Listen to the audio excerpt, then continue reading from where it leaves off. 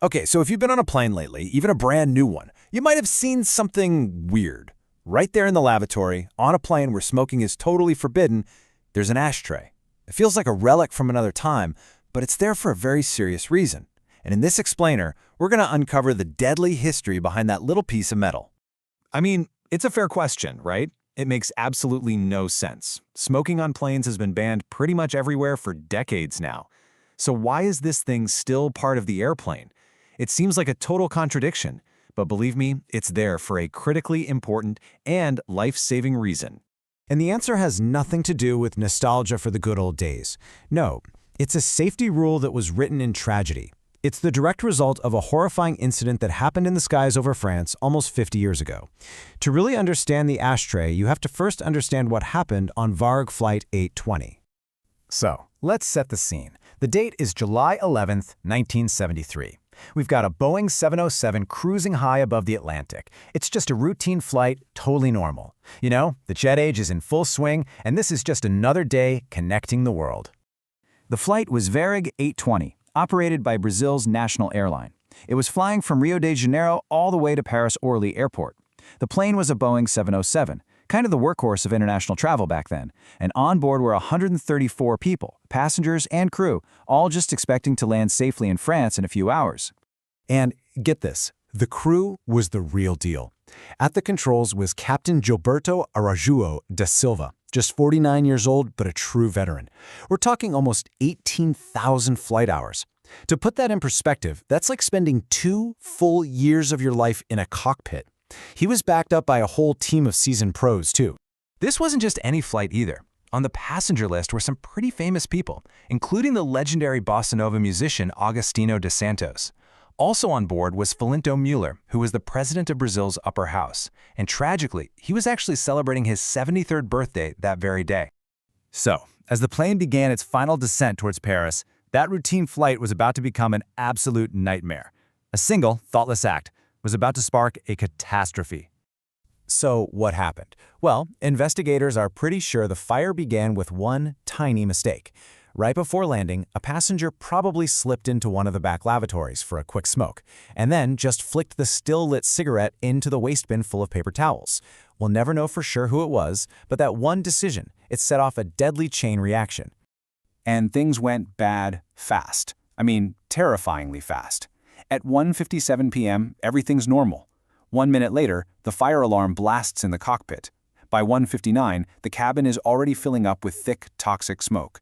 And just 2 minutes after that, the smoke floods the cockpit, completely blinding the pilots. There was simply no time left. This right here, this is the actual transmission from Captain Da Silva to the control tower in Paris. His professionalism is just chilling, isn't it? He's completely calm. Having a problem with fire on board. He immediately started maneuvering for an emergency landing, but it was already too late. The airport was just a few miles away. They were so close. But they were never going to make it.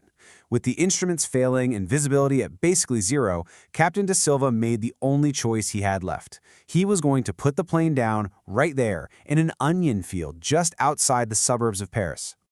Now, the landing itself was incredibly skillful. The plane's body was mostly intact, but the disaster was far from over.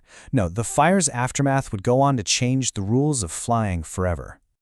The human cost was just horrific. 123 people died. And here's the most tragic part.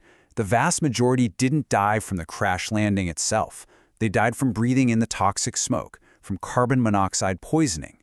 Only 11 people made it out alive, and most of them were crew members who had been up front in the cockpit. The story of the only passenger to survive is just unbelievable. He was a 21-year-old named Ricardo Trajano sitting way in the back. As the smoke poured in, flight attendants told everyone to stay seated. He ignored them. He got up and literally pushed his way to the front of the plane, and that single decision saved his life. This crash was a massive wake-up call for the entire aviation industry. Before this, you could smoke almost anywhere on a plane, even in the bathroom. Afterwards, the FAA moved fast. They completely banned smoking in lavatories and created those designated smoking sections you might remember. It was, without a doubt, the beginning of the end for smoking on planes.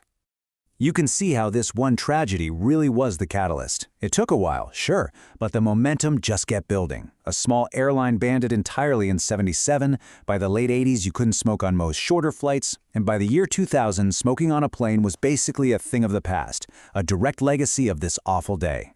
Which brings us right back to where we started, that ashtray in the lavatory. So we know the history now, but what about the rest of the story? Well, there are a few final, powerful details we need to cover. So here it is, the answer.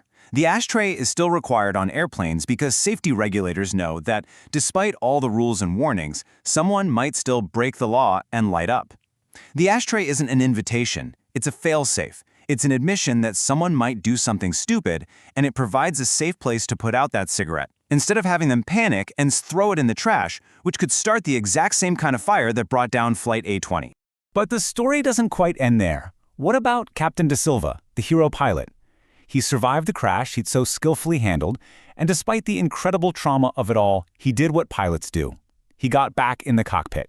He kept flying the Boeing 707 for Varig. Okay, so now, fast forward 5.5 years, it's January 1979. Captain De Silva is once again at the controls of a 707. This time, it's a cargo flight, taking off from Tokyo, heading out over the vast Pacific Ocean. And then, just 22 minutes after takeoff, his plane just vanished from radar. No mayday call, no debris, no trace. The hero of Flight 820, along with his entire crew, disappeared. To this day, his fate remains one of aviation's great, unsolved mysteries. And that really leaves you with a final thought, doesn't it? That little ashtray on the airplane is a constant, silent reminder of 123 lives lost. It makes you wonder how many other safety rules we see every day. The signs, the procedures, the equipment we just take for granted are only there because of a tragedy that most of us have completely forgotten.